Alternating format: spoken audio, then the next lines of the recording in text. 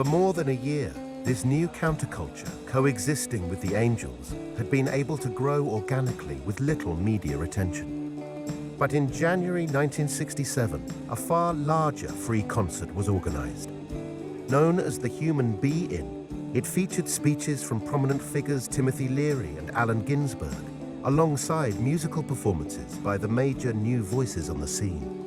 The Human Being was a huge event because it was the first one of its kind.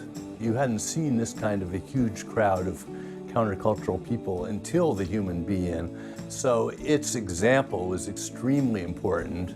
It was made for television. It sort of is a signal to the national media that something interesting is going on in San Francisco's youth culture.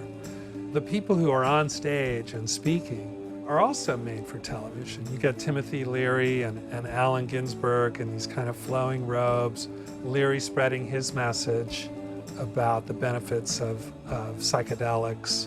6 words. Turn on, tune in, drop out. I don't think word leaked out much about what was going on in San Francisco through the course of 1966. But with the Human Being in January of '67, it just exploded the beginning of that year, and the mythology was instantaneous. Harry Reasoner showed up, the American TV journalist, and clucked about the hippies. They think they're some kind of saint, you know? And in doing that, it delivered a coded message to young people everywhere that it wasn't as repressive, it wasn't as gray, that there was hope, and that you could go to San Francisco, grow your hair, and things would be different. While across America, young people flocked to the Haight-Ashbury district in search of this utopia, in Britain too, the influence of San Francisco was soon felt. Countercultural ideas and fashions crossed the Atlantic, while touring musicians, including the Stones and the Beatles, were introduced to hallucinogenics by their American counterparts.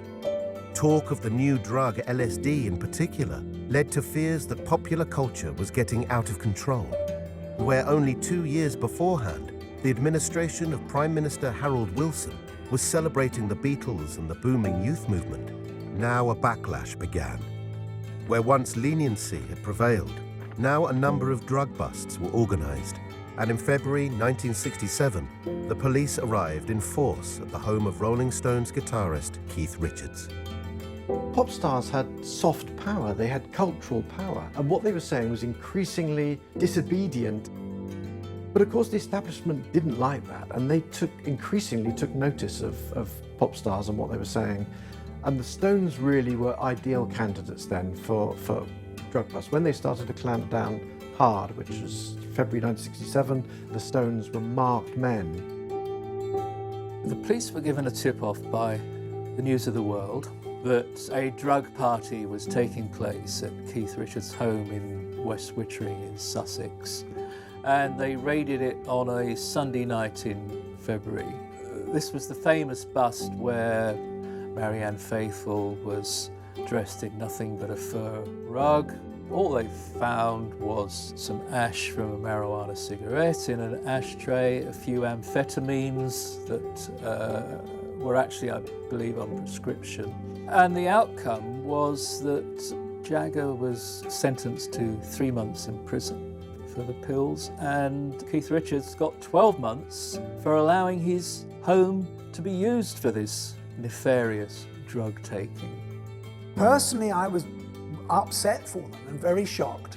We were all instructed to be very, very low key, not to talk to any media. There was a sort of blanket instruction from the Stones office to not do anything to exacerbate that this was a serious situation. And so we were all, definitely upset and distressed and worried for them.